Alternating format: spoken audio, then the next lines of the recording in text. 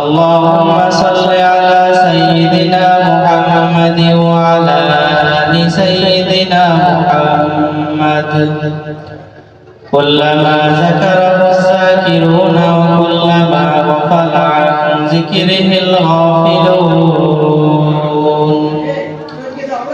اللهم صل على محمد وعلى آل محمد كما صليت على إبراهيم وعلى آل إبراهيم إنك حميد مجيد اللهم بارك على محمد وعلى آل محمد كما باركت على إبراهيم وعلى آل إبراهيم إنك حميد مجيد الحمد لله রব্বুল আলামিনের কাছে অসংখ্য শুকরিয়া যে আল্লাহ পাক রব্বুল আলামিন আমাকে আপনাকে দ্বীনের নিসবতে দাওয়াত ও তাবলীগের নিসবতে কোরআনে কারীমের নিসবতে পবিত্র জুমার দিন রব্বুল আলামিনের ঘরে সর্বপ্রথম বসবার তৌফিক দান করেছেন। এর জন্য সবাই অন্তর থেকে বলি আলহামদুলিল্লাহ। আমাদের মতো অনেক মানুষ ছিল, রব্বুল আলামিন তাদের থেকে যাচাই করে বাছাই করে মুহাব্বত করে ভালোবেসে পবিত্র জুমার দিন রব্বুল আলামিনের ঘরে সর্বপ্রথম হাজিরা দেওয়ার তৌফিক দান করেছেন। এর জন্য আবার অন্তর থেকে বলি আলহামদুলিল্লাহ। আমি কোরআনে কারীম থেকে একখানা আয়াত আপনাদের সামনে তেলাওয়াত করেছি। রাসূল আকরাম সাল্লাল্লাহু আলাইহি ওয়াসাল্লামের হাদিস থেকে একখানা হাদিসের অংশ আপনাদের সামনে পাঠ করেছি। রব্বুল আলামিন যদি আমাকে তৌফিক দান করে অল্প সময়ের মধ্যে কোরআন ও হাদিস থেকে দু চারটা কথা বলবো ইনশাআল্লাহ। রব্বুল আলামিন পবিত্র কোরআনের মধ্যে বলেন, কুল্লু নাফসিন যায়িকাতুল মাউত। রব্বুল আলামিন পবিত্র কোরআনের মধ্যে বলেন যে একদিন সমস্ত মানুষকে মৃত্যুবরণ করতে হবে, মৃত্যুর স্বাদ গ্রহণ করতে হবে। রাসূল আকরাম সাল্লাল্লাহু আলাইহি ওয়াসাল্লাম হাদিসের মধ্যে বলে দেন, তুহফাতুল মুমিনিল মাউত, যে ঈমানদারদের জন্য মৃত্যুটা হলো উপহার স্বরূপ। আমরা দুনিয়ার মধ্যে যে মানুষ দেখতে পাই, রব্বুল আলামিন বলেন দুনিয়ার মধ্যে মানুষ হলো দুই প্রকার। এক প্রকার মানুষ হলো মুমিন, আরেক প্রকার মানুষ হলো মুসলমান। যারা মুমিন তারা রব্বুল আলামিনকে ভয় করে, যারা মুমিন তারা রব্বুল আলামিনের সাথে সব সময় নাফরমানি থেকে বিরত থাকে। যারা মুমিন তারা সব সময় রব্বুল আলামিনকে ভয় পায়। তো যারা মুমিন তারা মৃত্যুকে একটা উপহার স্বরূপ মনে করে আর সব সময় তারা ধারণা করতে থাকে, হে আল্লাহ আপনি আমার কখন মৃত্যু দিবেন। ওরা সব সময় রব্বুল আলামিনের কাছে সব সময় মৃত্যু নিয়ে আশা আকাঙ্ক্ষায় থাকে। আর রব্বুল আলামিন তো বলেন, যে ব্যক্তি মৃত্যুকে বেশি বেশি স্মরণ করবে, দুনিয়ার মধ্যে যে ব্যক্তি মৃত্যুকে বেশি বেশি স্মরণ করবে, আমি রব্বুল আলামিন তার বন্ধু, তার দোস্ত। রাসূল হাদিসের মধ্যে বলেন, তুহফাতুল মুমিনিল মাউত, যারা ঈমানদার হবে তাদের জন্য মৃত্যুটা হলো উপহার স্বরূপ। তো আমরা তো আজকে দুনিয়ার মধ্যে গুনাহ করতেছি, রব্বুল আলামিনের সাথে নাফরমানি করতেছি। রব্বুল আলামিন বলেন, হে বান্দা, যখন তুমি কাল কিয়ামতের ময়দানে আমার দরবারে আসবে, আমার সামনে উপস্থিত হবে, তোমার সামনে যখন তোমার হাতে আমলনামা দেওয়া হবে, তখন তুমি আমাকে বলবা, হে আল্লাহ আমি তো এত গুনাহ করি না, আমি তো এত নাফরমানি আপনার সাথে করি না। মনে হয় আপনার ফেরেশতারা মনে হয় বলে আমার আমলনামার মধ্যে এগুলা লিপিবদ্ধ করে ফেলেছে। রব্বুল আলামিন ওই সময় ডাক দিয়ে বলবেন, হে আমার বান্দা শোনো, আমি জানি তুমি আমার দরবারে আসো এরকম একটা মিথ্যা পাঠ নেবে আমার সাথে। এই জন্য আমি দুনিয়ার মধ্যে তোমার জন্য 4 জন সাক্ষী নিযুক্ত করে ফেলেছি। তোমার সাথে আমি 7 জন সাক্ষী রেখে দিয়েছি। দুনিয়ার মধ্যে 1 নম্বর সাক্ষী হলো তোমার হাত, তুমি দুনিয়ার মধ্যে হাতের দ্বারা গুনাহ করছো অথবা হাতের দ্বারা যেই নাফরমানি করছো, এই হাত আজকে তোমার সাক্ষী। দুনিয়ার মধ্যে আমি 2 নম্বর সাক্ষী রেখে দিয়েছি, তুমি যে জায়গার মধ্যে গুনাহ করো, যে জায়গার মধ্যে বসে বসে দাঁড়িয়ে দাঁড়িয়ে আমার সাথে নাফরমানি করো, এই জায়গা হলো তোমার সাক্ষী। আমি 3 নম্বর সাক্ষী রেখে দিয়েছি, তোমার শরীরের মধ্যে তোমার 2 কাঁধে 2 জন ফেরেশতা, তুমি যখন গুনাহ করো ওগুলা তোমার গুনাহগুলোকে লিপিবদ্ধ করে ফেলে। তুমি যখন নেক আমল করো, এই 2 জন ফেরেশতা একজনে গুনাহ লেখে আর একজনে নেক আমল লেখে। এরকম ভাবে আমি তোমার মধ্যে সাক্ষী রেখে দিয়েছি। তোমার 4 নম্বর সাক্ষী হলো তোমার আমল নামা। এই আমল নামাই তোমার সাক্ষী দিবে যে তুমি আমি রব্বুল আলামিনকে কতটুকু ভয় করছো, আমি রব্বুল আলামিনের সাথে কতটুকু নাফরমানি করছো। এজন্য মৃত্যুকে বেশি বেশি স্মরণ করা। রাসূল বলেন, যে ব্যক্তি মৃত্যুকে বেশি বেশি স্মরণ করবে তার কাজ দ্বারা, হাতের দ্বারা, পায়ের দ্বারা কোনো গুনাহ হবে না। যে রব্বুল আলামিনকে বেশি বেশি ভয় করবে, রব্বুল আলামিনকে বেশি বেশি স্মরণ করবে, তার হাতের দ্বারা, পায়ের দ্বারা রব্বুল আলামিনের নাফরমানি হবে না, এবং মৃত্যুর পরে পরে ওই ব্যক্তিকে রব্বুল আলামিন জান্নাত দিয়ে দিবে। এরকম অনেক ঘটনা পাওয়া যায় যে রব্বুল আলামিন যার মৃত্যু যেখানেই লিপিবদ্ধ করে ফেলছে, সে যে অবস্থায় থাকুক না কেন, রব্বুল আলামিন বলেন মৃত্যু তোমাকে ওইখানে গিয়ে পাকড়াও করবে, তোমার রূহকে নিয়ে আসবে। তো হযরত আশরাফ আলী থানভী রাহমাতুল্লাহ আলাইহি ওনার কিতাবের মধ্যে ওকে এনেছেন যে আল্লাহর নবী হযরত ইদ্রিস আলাইহিস সালাতু ওয়াস সালামের কাছে একবার রব্বুল আলামিন জিবরাইলকে পাঠাইলেন, হে জিবরাইল, তুমি আমার নবী ইদ্রিসের কাছে যাও এবং ওনাকে একটা সুসংবাদ শুনিয়ে দাও যে ইদ্রিস উনি নেক আমল করবেন একটা, রব্বুল আলামিন ওনার আমল নামার মধ্যে সওয়াব দিবেন 2টা। তো হযরত জিবরাইল আমিন যখন ইদ্রিস আলাইহিস সালাতু ওয়াস সালামের কাছে এলানটা শুনাইলেন, তো হযরত ইদ্রিস আলাইহিস সালাতু ওয়াস সালাম জিবরাইলকে বলতেছেন, হে ভাই জিবরাইল, তুমি একটু রব্বুল আলামিনের কাছে সুপারিশ করো, রব্বুল আলামিনের কাছে একটু দরখাস্ত করো যে আমার হায়াত কিরকম আছে, একটু রব্বুল আলামিনকে জিজ্ঞেস করো। তো জিবরাইল আলাইহিস সালাতু ওয়াস সালাম বলতেছে, হে ভাই ইদ্রিস, এটা তো আমার হাতে না, এটা যদি জিজ্ঞেস করতে হয় তাহলে আজরাইলকে জিজ্ঞেস করতে হবে। তো ইদ্রিস আলাইহিস সালাতু ওয়াস সালাম বলতেছে, ঠিক আছে চলো আজরাইলের কাছে যাই। তো জিবরাইল আমিন বলতেছে, আজরাইল তো এখানে থাকেন না, ওনার জায়গা হলো 4র্থ আসমানে, উনি 4র্থ আসমানে থাকে। তখন জিবরাইল আমিন আর আল্লাহর রাসূলের যে আল্লাহ তাআলার রাসূল হযরত ইদ্রিস আলাইহিস সালাতু ওয়াস সালাম 4র্থ আসমানে গেলেন। তো 4র্থ আসমানে গিয়ে জিবরাইল আমিন হযরত ইদ্রিসকে বলতেছেন, তুমি একটু বাহিরে দাঁড়াও, আমি ভিতরে গিয়ে দেখি জিবরাইল কি অবস্থায় আছে। তো জিবরাইল আমিন যখন ভিতরে প্রবেশ করলেন, ভিতরে গিয়ে আজরাইলকে সব বলল যে, হে আজরাইল ভাই, রব্বুল আলামিন তো আমাকে ইদ্রিস নবীর কাছে পাঠিয়েছে একটা সুসংবাদ দিয়ে যে উনি নেক আমল করবেন একটা, রব্বুল আলামিন ওনাকে সওয়াব দিবে 2টা। উনি যখন এই কথাটা শুনছে তো ওনার হায়াতটা একটু বাড়ানোর জন্য দরখাস্ত করছে আমার কাছে। এটা তো আমার হাতে না, এটা তো তোমার হাতে। তো তুমি একটু রব্বুল আলামিনের কাছে দরখাস্ত করো যে ইদ্রিসের হায়াত আর কিরকম আছে। তো আজরাইল আলাইহিস সালাতু ওয়াস সালাম যখন এই কথাটা শুনলেন, উনি বলতেছে ইদ্রিস কোথায়? বলতেছে জিবরাইল আমিন বলতেছে ইদ্রিস তো বাহিরে, যে তোমার রুমের বাহিরে দাঁড়িয়ে রয়েছে। এই কথাটা শুনতে দেরি আছে, আজরাইল বলতেছে আলহামদুলিল্লাহ। তো জিবরাইল বলতেছে, ভাই তুমি কেন আলহামদুলিল্লাহ বললা? তো আজরাইল বলতেছে, হে ভাই জিবরাইল শোনো, দৈনন্দিন সকালে রব্বুল আলামিন আমার কাছে একটা লিস্ট পাঠায়, ওইটার মধ্যে যার নাম লেখা থাকে, ওনার বাপের নাম সহ, ওনার মৃত্যু কোথায় লেখা এটা সহ আমার কাছে লিস্টটা আসে।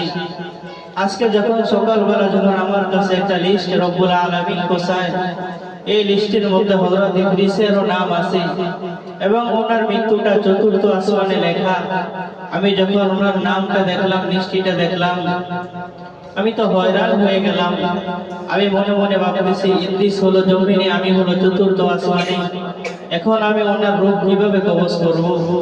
এখন দেখো রব্বুল আলামিন তোমার মাধ্যমে ইদ্রিসকে আমার কাছে পৌঁছে দিয়েছে, তুমি সরো আমি ইদ্রিসের জান কবজ করি। তো আজরাইল আলাইহিস সালাম যখন ইদ্রিস নবীর কাছে গেলেন, তখন ওনার রূপ কবজ করে জান্নাতে নিয়ে গেলেন। এজন্য যার মৃত্যু যেখানেই লেখা, রব্বুল আলামিন বলেন আজরাইল ওখান থেকেই তার মৃত্যুকে নিয়ে আসবে এবং তার রূহকে নিয়ে আসবে। এরকম ভাবে কাসাসুল আম্বিয়া কিতাবের মধ্যে আরো ওয়াকিয়া পাওয়া যায় যে হযরত সুলাইমান আলাইহিস সালাতু ওয়াস সালামকে আল্লাহ তাআলা অনেক নাজ নিয়ামত দিয়েছেন। ওনার কথা বাতাস শুনতো, ওনার কথা পশু পাখি শুনতো, ওনার কথা জিনেরা শুনতো। তো একদিনের ঘটনা, হযরত সুলাইমান আলাইহিস সালাম যখন রাজ দরবারে বসা, ওনার সঙ্গে ওনার মন্ত্রী ওনার পাশে বসা। তো সুলাইমান আলাইহিস সালামের দরবারে একজন লোক আসলেন। উনি এসে বলতেছেন, হে পয়গম্বর সুলাইমান, আপনার সাথে আমার কিছু কথা বলার আছে। তো ওই যে সুলাইমান নবীর সাথে একজন মন্ত্রী ছিল না, তো মন্ত্রী বলতেছে ওই লোক সুলাইমানের দরবারে আইসা উনি কথা বলে সুলাইমান নবীর সাথে, উনি তাকিয়ে থাকে আমার দিকে। তা আমি মনে করেছি ওনার চোখে মনে হয় সমস্যা, যিনি কথা বলতেছে সুলাইমান নবীর সাথে তাকায় আমার দিকে। ওই ব্যক্তিটা যখন সুলাইমান নবীর দরবার থেকে চলে গেল, তো সুলাইমান নবীকে তার মন্ত্রী বলতেছে, হে পয়গম্বর সুলাইমান, আপনার দরবারে কিছুক্ষণ আগে যে লোক এসেছিল ওনার কি চোখে সমস্যা নাকি? তো সুলাইমান নবী বলতেছে, কি জন্য? তখন তার মন্ত্রী বলতেছে, দেখেন ওই লোক কথা বলে আপনার সাথে তাকিয়ে থাকে আমার দিকে, এর কারণ কি? তো সুলাইমান নবী ওনাকে বলতেছেন, হে মন্ত্রী শোনো, তুমি মনে হয় ওনাকে চিনতে পারো না। উনি হলো হযরত আজরাইল আলাইহিস সালাতু ওয়াস সালাম। উনি আমার কাছে একটা প্রয়োজন এসেছিল। তো ওনার চোখে কোনো সমস্যা না, মনে হয় তোমার সাথে হয়তো অল্প কয়েকদিনের মধ্যেই ওনার সাক্ষাৎ হবে। এই কথাটা যখন মন্ত্রী শুনলো, মন্ত্রী বলতেছে, হ্যাঁ ওই লোক যখন আমার মধ্যে তাকালেন, আমার দিকে তাকালেন, তখন আমার অন্তরে সাক্ষী দিয়েছে যে হয়তো রব্বুল আলামিন আমাকে অল্প কয়েকদিনের মধ্যেই দুনিয়া থেকে নিয়ে যাবে। তো ওই মন্ত্রী সুলাইমান আলাইহিস সালামকে বলতেছেন, হে পয়গম্বর, আমি আপনার দরবারে অনেক দিন ধরে কাজ করতেছি, অনেক দিন ধরে থাকতেছি। আমি আপনার কাছে আজকে একটা দরখাস্ত করি। রব্বুল আলামিন তো আপনাকে অনেক নাজ নিয়ামত দিয়েছে, আপনার কথা মানুষ শুনে, আপনার কথা জিন জাতি শুনে, আপনার কথা বাতাস শুনে, আপনার কথা পশু পাখি শুনে। আপনি একটু বাতাসকে বলেন যে আমাকে যেন ভারত উপমহাদেশের মধ্যে এরকম অনেক জায়গা আছে যেখানে কোনো মানুষের বসবাস নাই, যেখানে কোনো পশু পাখির বসবাস নাই, যেখানে কোনো জিন জাতির বসবাস নাই, আমাকে যেন ওখানে একটু রেখে দিয়ে এসে আজরাইল আলাইহিস সালাতু ওয়াস সালাম যেন আমাকে না দেখে। তো সুলাইমান নবী যখন এই কথাটা শুনলেন, উনি বাতাসকে অনুমতি দিলেন, হে বাতাস, তুমি আমার মন্ত্রীকে এরকম জায়গার মধ্যে রেখে আসো যে জায়গার মধ্যে কোনো মানুষ নাই, কোনো জিন নাই, পশু পাখি নাই, এরকম জায়গার মধ্যে তুমি রেখে আসো। বাতাস যখন ওই মন্ত্রীকে এরকম জায়গার মধ্যে রেখে আসলেন, তো কিছুক্ষণ পর মন্ত্রী দেখতেছে ওই যে পয়গম্বর সুলাইমানের দরবারে যে লোকটা কিছুক্ষণ আগে, কয়েকদিন আগে এসেছিল, উনি ওই জায়গার মধ্যে উপস্থিত। তখন মন্ত্রী বলতেছে, ভাই আপনি এখানে কিভাবে আসলেন? তখন ওই লোক বলতেছে, হে ভাই শোনো, তোমার মৃত্যু এখানেই লেখা ছিল। আমি যখন তোমার নামটা দেখলাম, তখন আমি দেখি তোমার মৃত্যু হলো এখানে, এরকম নীরব জায়গার মধ্যে তোমার মৃত্যু লেখা। কিন্তু আমি যখন সুলাইমান নবীর দরবারে গেলাম, আমি তো তোমাকে দেখে আশ্চর্য হয়ে গেলাম যে তোমার মৃত্যু হলো এক নীরব জায়গার মধ্যে, তুমি বসে আছো পয়গম্বর সুলাইমানের দরবারে। এর জন্য আমি তোমার দিকে একটু তাকাইলাম, একটু ভয় ঢুকিয়ে দিলাম যেন তুমি ভয়ে এই জায়গার মধ্যে রব্বুল আলামিনের কুদরতি সাহায্যে আসতে পারো। তো তুমি যেহেতু এই জায়গার মধ্যে চলে এসেছো, এখন আমি তোমার রূহ কবজ করব। এই জন্য রব্বুল আলামিন বলেন যে মৃত্যুর হাত থেকে কেউই বাঁচতে পারবে না। যে যেখানেই থাকো, যে অবস্থায় থাকো, আমার মৃত্যু যদি অনেক দূরে লেখা থাকে, তাহলে রব্বুল আলামিন আমাকে যে করে হোক ওখানে আগে আমাকে নিবে, তারপরে আজরাইলের মাধ্যমে আমার মৃত্যুকে নিয়ে নিবে, রূহ কবজ করবে। এই জন্য রব্বুল আলামিন বলেন যে সব সময় তুমি মৃত্যুকে ভয় করো, আমি রব্বুল আলামিনকে ভয় করো, আমি রব্বুল আলামিনের নাফরমানি থেকে তুমি সব সময় বেঁচে থাকো। কিতাবের মধ্যে আরো ওয়াকিয়া পাওয়া যায় যে এলাকার মধ্যে এক মহিলা বাস করত। ওই মহিলার একটা গোলাম ছিল, আর কেউই ছিল না। ওই মহিলার যখন বাচ্চা প্রসবের সময় হয়ে গেল, মহিলা বলতেছে, হে গোলাম, আমি হয়তো কয়েক মিনিটের মধ্যে বাচ্চা প্রসব করব, তুমি আমার জন্য একটু আগুন নিয়ে এসো। তো গোলাম যখন রওনা করলো আগুন আনার জন্য, রাস্তার মধ্যে একজন বুজুর্গ, একজন আল্লাহওয়ালা ওলির সাথে সাক্ষাৎ হয়ে গেল ওই যুবকের। তখন ওই আল্লাহর ওলি বলতেছে, যুবক কোথায় যাইতেছো? যুবক বলতেছে, আমার মনিব কিছুক্ষণ পরে বাচ্চা প্রসব করবে, ওনার জন্য আগুন আনার জন্য যাইতেছি। তখন ওই আল্লাহর ওলি ওই যুবককে বলতেছে, যুবক তুমি কি জানো যে তোমার মনিব কিছুক্ষণ পরে যে বাচ্চা প্রসব করবে, ওই ওনার পেট থেকে, ওনার গর্ভ থেকে রব্বুল আলামিন একটা মেয়ে সন্তান দান করবে ওনাকে। এই মেয়েটা যখন বড় হবে, এই মেয়েটা 100 পুরুষের সাথে জিনাহ করবে। ওই আল্লাহর ওলি আবার বলতেছেন, যুবক শোনো, এটা হলো ওনার 1 নম্বর বার্তা। 2 নম্বর বার্তা হলো এই মেয়েটা যখন মৃত্যুবরণ করবে, ছোট্ট একটা মাকড়সার দ্বারা ওনার মৃত্যু হবে। ওই যুবক যখন এই কথাটা শুনলো, যুবক আগুন আনার জন্য রওনা করেছিল। এই কথাটা শোনার পর যুবক পিছন দিয়ে ব্যাগ দিয়ে আবার বাড়িতে চলে গেল। যুবকের কোমরের মধ্যে একটা ছুরি ছিল, এই ছুরি নিয়ে ওই মহিলার পেটের মধ্যে এরকম ভাবে আঘাত করলেন। এই ছুরির আঘাতে ওই যে মহিলার পেটে একটা বাচ্চা ছিল, মেয়ে সন্তান ছিল, ওনার পেটের মধ্যে গিয়ে পৌঁছে গেছে এবং ওনার পেট থেকে নালী ভুঁড়ি বাহির হওয়া শুরু করলো। যুবক এই অবস্থা দেখে অনেক দূর চলে গেলেন। যুবককে আর কেউই কোনো খোঁজ খবর পায় না। অনেক বছর পর কিতাবের মধ্যে লেখে যে রব্বুল আলামিন যুবককে অনেক টাকা, অনেক পয়সার মালিক বানাইছে। যুবক ওনার মাকে বলতেছেন, হে আম্মা জান, আপনি আমার জন্য একটা মেয়ে দেখেন, সুন্দর একটা মেয়ে দেখেন, আমি বিবাহ করব।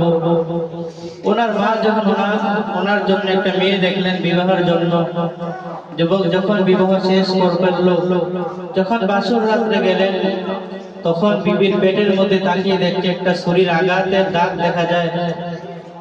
তো যুবক ওনার বিবিকে বলতেছেন, হে বিবি, তোমার পেটের মধ্যে এটা কিসের দাগ দেখা যায়? তো ওই মহিলা, ওই মেয়ে বলতেছে, স্বামী, অনেক বছর আগে আমি আমার মা থেকে শুনেছি যে আমাদের নাকি একজন গোলাম ছিল, একজন যুবক ছিল, উনি আমাদের বাড়িতে কাজ করত। তো একদিন নাকি ওই যুবক আমার মার পেটের মধ্যে ছুরি দিয়ে আঘাত করেছে, ওই ছুরি আমার পেট পর্যন্ত পৌঁছে গেছে। ওই যুবক যখন এই কথাটা শুনলো, যুবক বলতেছে, বিবি, তুমি যদি ওই মেয়ে হয়ে থাকো, তবে খোদার কসম, তোমার পেটের মধ্যে, তোমার মার পেটের মধ্যে যে যুবক ছুরি দিয়ে আঘাত করেছে, আমি হলো ওই যুবক। তখন ওই মহিলা ওনার স্বামীর কাছে অনেক মাপ চাইলেন। যুবক বলতেছে, হে বিবি, তুমি আমার প্রশ্নে একটা জবাব দাও, তুমি কি 100 পুরুষের সাথে জিনাহ করছো? তখন ওনার বিবি বলতেছে, হ্যাঁ স্বামী, আমি আপনার সংসারে আসার আগে আমি 100 পুরুষের সাথে জিনাহ করে আমি আপনার দরবারে আসলাম, আমি আপনার সংসারে আসলাম, আপনি আমাকে ক্ষমা করে দেন। ওনার স্বামী বলতেছে, তোমাকে আমি আরেকটা বার্তা শুনিয়ে দিই, অচিরেই তোমার মৃত্যু হবে, আর তোমার মৃত্যুটা একটা মাকড়সার মাধ্যমে হবে। তখন ওই মেয়ে ওনার স্বামীকে বলতেছেন, হে স্বামী, আপনি আমার জন্য একটা কাছের একটা রুম বানিয়ে দেন, যে রুমের মধ্যে কোনো মাকড়সা, যে রুমের মধ্যে এরকম কোনো জীব জন্তু না ঢুকতে পারে, আপনি আমার জন্য একটা কাছের রুম বানিয়ে দেন। ওনার স্বামী ওনার জন্য অনেক টাকা খরচ করে একটা কাছের রুম বানিয়ে দিল, আয়নার রুম বানিয়ে দিল। উনি অনেক দিন যাবত এই রুমের মধ্যে থাকতেছে। ওই মহিলাটা বলে যে একদিন আমি দেখতেছি আমার রুমের পাশে একটা মাকড়সার বাসা। আমি এটা দেখে আমার স্বামীর কথা মনে পড়ে গেল যে আমার স্বামী তো বলেছে আমার মৃত্যু হবে একটা মাকড়সার মাধ্যমে। আমি একটা লাঠি নিলাম এবং মাকড়সাকে এরকম মারধর করা শুরু করলাম। মাকড়সা তো মরেই গেছে, তারপর আমার মনের মধ্যে যে একটা জিদ যে আমার স্বামী বলছে আমার মৃত্যু এই মাকড়সার মাধ্যমেই হবে, আমি আমার পা দ্বারা মাকড়সাকে মারা শুরু করলাম। এক পর্যায়ে মাকড়সার মধ্য থেকে আমার শরীরের মধ্যে একটা বিষ ঢুকে গেল, কাঁটা ঢুকে গেল। আস্তে আস্তে করে আমার শরীরের মধ্যে রোগ হওয়া শুরু করলো। অনেক দিন পরে রব্বুল আলামিন আমাকে দুনিয়া থেকে নিয়ে গেছে। এই জন্য কিতাবের মধ্যে এটাই বুঝাইছে যে যার মৃত্যু যেভাবে লেখা, যে অবস্থায় লেখা, রব্বুল আলামিন তাকে দুনিয়া থেকে এভাবেই নিবে। এই জন্য দুনিয়ার মধ্যে আমরা আসছি, রব্বুল আলামিনের কাছে বেশি বেশি দোয়া করা চাই। হে আল্লাহ, আপনি তো দুনিয়ার মধ্যে আমাকে পাঠাইছেন, সৃষ্টি করেছেন, দুনিয়ার মধ্যে ইমানের হালতে চলার তৌফিক দিয়েন এবং মৃত্যুর সময় কালিমা পড়ে পড়ে যেন মৃত্যুবরণ করতে পারি, আপনি সেই তৌফিকও দিয়েন। দুনিয়ার মধ্যে তো আমরা আমল করি আর কি, অথচ আমাদের আকাবির যারা ছিলেন তাদের মধ্যে রব্বুল আলামিনের ভয় কিরকম ছিল, জাহান্নামের ভয় কিরকম ছিল, জান্নাতের আশা কিরকম ছিল। আমরা যে দুনিয়া দেখতেছি, এই দুনিয়াটা রাজত্ব করেছেন চারজন লোক, পুরা দুনিয়া। এর মধ্যে দুইজন হলো মুসলমান আর দুইজন হলো কাফের। মুসলমানদের মধ্যে একজন হলো বাদশা যুলকারনাইন রাদিয়াল্লাহু তাআলা। ওনার মধ্যে রব্বুল আলামিনের ভয় কিরকম ছিল। উনি মৃত্যুর আগ মুহূর্তে ওনার খাদেমকে ডাকে দিয়ে বলতেছেন, হে খাদেম, আমি হয়তো অল্প কয়েকদিনের মধ্যে রব্বুল আলামিনের ডাকে সাড়া দিয়ে চলে যাব, মৃত্যুবরণ করব। আমার যখন মৃত্যু হবে তুমি আমাকে সুন্দরভাবে গোসল করাইবা, গোসল করে যখন জানাজার উদ্দেশ্যে আমাকে নিয়ে রওনা করবা, কাফন থেকে দুইটা হাত বাহির করে আমাকে কবরের দিকে নিয়ে যাইবা। তো বাদশা যুলকারনাইন রাদিয়াল্লাহু তাআলা যখন মৃত্যুবরণ করলেন, ওনার খাদেম ওনার ওসিয়ত অনুযায়ী ওনাকে গোসল করাইলেন। গোসলের পরে জানাজার উদ্দেশ্যে যখন নিয়ে যাবে, ওনার কাফন থেকে দুইটা হাত বাহির করে ওনাকে বাজারে বাজারে হাঁটাইতেছে, গ্রাম গ্রাম হাঁটাইতেছে। এলাকার মানুষগুলো বলতেছে, দেখো বাদশা যুলকারনাইন রাদিয়াল্লাহু তাআলা পুরো পৃথিবী রাজত্ব করেছেন, ওনার কোনো কিছুর অভাব ছিল না, টাকার অভাব ছিল না, এরকম ভাবে ওনার কোনো কিছুর অভাব ছিল না। কিন্তু মৃত্যুর সময় দুইটা হাত বাহির করে বলতেছে, আমাকে আরো দাও, আমাকে আরো দাও। ওনার খাদেম যখন এই কথাটা শুনলো, ওনার খাদেম বলতেছে, হায় রে বোকা, বাদশা যুলকারনাইন রাদিয়াল্লাহু তাআলা ওনার কাফন থেকে দুইটা হাত বাহির করে এটাই বোঝাইতেছে যে আমি পুরো পৃথিবীর রাজা ছিলাম, আমার কোনো টাকার অভাব ছিল না, আমার কোনো সন্তানের অভাব ছিল না, কোনো জায়গা জমির অভাব ছিল না। কিন্তু মৃত্যুর সময় আমি যখন কবরের উদ্দেশ্যে রওনা করলাম, দুইটা হাত খালি নিয়ে এখন আমি কবরের উদ্দেশ্যে রওনা করলাম। এলাকার মানুষগুলো যখন এটা শুনলো, ওরা বলতেছে, যদি আমাদের বাদশার এরকম হালত হয় তাহলে আমাদের কিরকম হালত হওয়া দরকার। এরকম ভাবে ওদের মধ্যে কিরকম ভয় ছিল রব্বুল আলামিনের, আর আমাদের মধ্যে কিরকম ভয়। আমার সামনে জানাজার নামাজ চলে, আমি হাসি। আমার সামনে একজন মুমিনের কবর হইতেছে, একজনের দাফন হইতেছে, দাফন হইতেছে, কিন্তু আমার মধ্যে কোনো ভয় আসে না, জাহান্নামের চিন্তা আসে না। অথচ আল্লাহর রাসূল যখন সাহাবায়ে কেরামদের সামনে কবরের বয়ান করতেন, এরকম ভাবে সাহাবায়ে কেরামদের অন্তরটা এরকম নরম হয়ে যাইত। হযরত ওসমান রাদিয়াল্লাহু তাআলা আনহুর জীবনের মধ্যে পাওয়া যায়, উনি যখন কবরের পাশ দিয়ে যাইতেন, উনি সঙ্গে সঙ্গে কান্নাকাটি করতেন। সাহাবায়ে কেরাম ওনাকে জিজ্ঞেস করলো, আমিরুল মুমিনিন, রব্বুল আলামিন তো আপনাকে দুনিয়া থাকা অবস্থায় জান্নাতের টিকিট দিয়েছে, জান্নাতের সার্টিফিকেট দিয়েছে, আপনি কেন কাঁদেন? হযরত ওসমান রাদিয়াল্লাহু তাআলা আনহু বলল, হে সাহাবায়ে কেরাম, শোনো, কবর হলো মানুষের প্রথম এই প্রথম অবস্থায় যে সার পেয়ে যাবে, মাপ পেয়ে যাবে, রব্বুল আলামিন সামনে যতগুলো রাস্তা জান্নাত পর্যন্ত সবগুলো রাস্তা তার জন্য সহজ হয়ে যাবে। আর যার প্রথম রাস্তার মধ্যে আটকে সে যখন আটকা পড়ে যাবে, সামনে যতগুলো রাস্তা সে অতিক্রম করতে অনেক কষ্ট হবে। এই জন্য মেরে ভাইও সব সময় রব্বুল আলামিনের কাছে দোয়া করা যে আমার মৃত্যুটা যেন ইমানি হালত হয়, আমার মৃত্যুটা যেন রব্বুল আলামিনকে রাশি খুশি করার জন্য হয়। রব্বুল আলামিনের কাছে বেশি বেশি দোয়া করা এবং নেক আমল করা। আমি ছোট্ট একটা কথা বলে আমি আমার কথা শেষ করে দিচ্ছি। আল্লাহর একজন ওলি হযরত আশরাফ আলী থানভী রাহমাতুল্লাহ আলাইহি ওনার কিতাবের মধ্যে লেখেন যে আল্লাহর একজন ওলি ছিল, উনি একদিন একটা কবরের পাশ দিয়ে যাইতেছে, তো হঠাৎ করে যখন কবরের দিকে তাকালেন তো দেখে কবরের মধ্যে একটা ছোট ছিদ্র দেখা যায়। উনি যখন এই ছিদ্র দিয়ে যখন ভিতরে তাকালেন, ভিতরে তাকিয়ে দেখে কবরের মধ্যে একটা লোক নামাজ পড়তেছে। তখন ওই লোক পাশে দাঁড়িয়ে বসে রইলেন। তো ওনার যখন নামাজ শেষ হলো, ওই ব্যক্তি ওই ছিদ্র দিয়ে কবরওয়ালাকে জিজ্ঞেস করতেছে, ভাই আপনি কবরের মধ্যে কিভাবে প্রবেশ করলেন? ওই কবরওয়ালা বলতেছে, অন্য মানুষ যেভাবে প্রবেশ করে আমিও সেভাবে প্রবেশ করলাম। তো আল্লাহর ওলি বলতেছে, আপনি কি মৃত নাকি? তখন এই কবরওয়ালা বলতেছে, হ্যাঁ আমি মৃত, কিন্তু রব্বুল আলামিন তো কবরে বসার পরে সবাইকে জীবিত করে দেয়। তখন আল্লাহর ওলি কবরওয়ালাকে জিজ্ঞেস করতেছেন, হে ভাই আপনি কবরের মধ্যে এভাবে কয় দিন নামাজ পড়তেছেন? তখন কবরওয়ালা বলতেছে, আমি এভাবে 40 বছর, আমি এভাবে 400 বছর ধরে নামাজ পড়তেছি। তখন আল্লাহর ওলি কথাটা শোনার পর বলতেছে, সুবহানাল্লাহ, আপনি তো কবরের মধ্যে অনেক সওয়াব, অনেক নেক আমল অর্জন করতেছেন। তখন কবরওয়ালা বলতেছে, ভাই তুমি যে একবার সুবহানাল্লাহ বললা, এর সওয়াবটা আমাকে দিয়ে দাও। আমি যে কবরের মধ্যে 700 বছর নামাজ পড়তেছি, এর সওয়াবটা তুমি নিয়ে যাও।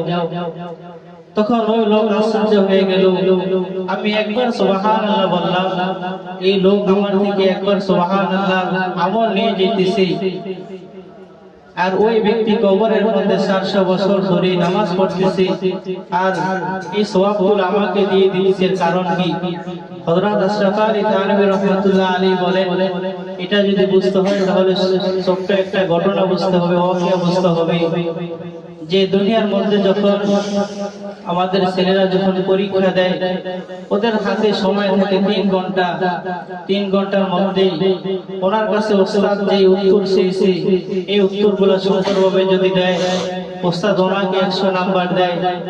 যদি কেহ বুদ্ধি করে পরীক্ষার হল থেকে বাইরে হয়ে বাড়িতে গিয়ে সুন্দরভাবে কিতাব থেকে প্রশ্নগুলা চেয়ে লেখে বিকালবেলা যখন ওস্তাদের কাছে গিয়ে বলে, ওস্তাদ আপনি তো আমাকে সকালবেলা 3 ঘন্টা সময় দিয়েছেন পরীক্ষা দেওয়ার জন্য, এখন আমি বিকালবেলা বাড়িতে গিয়ে খাতাগুলা সুন্দরভাবে করে আপনার কাছে দিতেছি, আপনি আমাকে 100 নাম্বার দেন। তখন ওস্তাদ বলবে, তোমার সময় ছিল 3 ঘন্টা পরীক্ষার হলে, ওই সময় তুমি আমাকে খাতা যেহেতু দাও না, এর মানে তুমি নাম্বার পাইবা না। হযরত আশরাফ আলী থানভী রাহমাতুল্লাহ আলাইহি বলেন যে দুনিয়া হলো মুমিনদের পরীক্ষার জায়গা। এই দুনিয়ার মধ্যে যারা সময়টাকে কাজে লাগাইবে, রব্বুল আলামিনকে ভয় করবে এবং ওনার জীবনকে সুন্দরভাবে চালাইবে, কবরের জগতে রব্বুল আলামিন ওনার সাথে ভালো ব্যবহার করবে। তো কবরওয়ালা বলতেছে, ভাই তুমি যে দুনিয়ার মধ্যে একবার সুবহানাল্লাহ বললা, তোমার এই সুবহানাল্লাহর দাম রব্বুল আলামিনের কাছে অনেক। আর আমি যে কবরের মধ্যে 400 বছর ধরে ইবাদত বন্দেগী করতেছি, নামাজ পড়তেছি, এর বিনিময়ে রব্বুল আলামিন আমাকে একটা সওয়াবও দেয় না।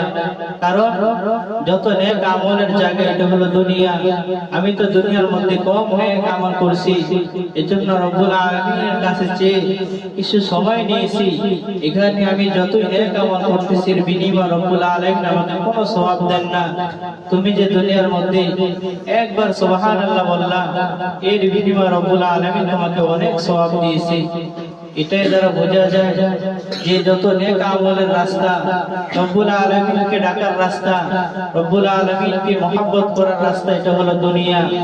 আমার আপনার দুইটা চোখ যখন রব্বুল আলামিন বন্ধ করে দিবে, আমার জীবনটা যখন আজরাইলের হাতে পৌঁছিয়ে দিবে, তখন রব্বুল আলামিনকে যতই ডাকি, রব্বুল আলামিনকে যতই স্মরণ করি, কোনো ফায়দা হবে না। এজন্য রব্বুল আলামিন বলেন, দুনিয়ার মধ্যে আমি তোমাকে অল্প হায়াত নিয়ে পাঠাইছি, এই অল্প হায়াতের মধ্যে আমি রব্বুল আলামিনকে ভয় করো, রব্বুল আলামিনের ইবাদত করো। যদি সুন্দরভাবে ভয় করতে পারো, ইবাদত বন্দেগী করতে পারো, তাহলে আমি রব্বুল আলামিন তোমার জন্য জান্নাত রেখে দিয়েছি। মৃত্যুর পরে তোমার যেই আমি 8টা জান্নাত রেখে দিয়েছি, যেই জান্নাতটা পছন্দ হয় জান্নাতে প্রবেশ করবা এবং নাজ নিয়ামত ভোগ করতে থাকবা। এজন্য রব্বুল আলামিন আমাদের সবাইকে মৃত্যুর প্রস্তুতি নেওয়ার তৌফিক দান করুন এবং বেশি বেশি রব্বুল আলামিনের ইবাদত করার, রব্বুল আলামিনকে ভয় করার তৌফিক দান করুন। সবাই বলে আমিন। ওয়া আখিরু দাওয়ানা আলহামদুলিল্লাহি রাব্বিল আলামিন। যারা সুন্নাত করি নাই তারা সারা রাত সুন্নাত করি।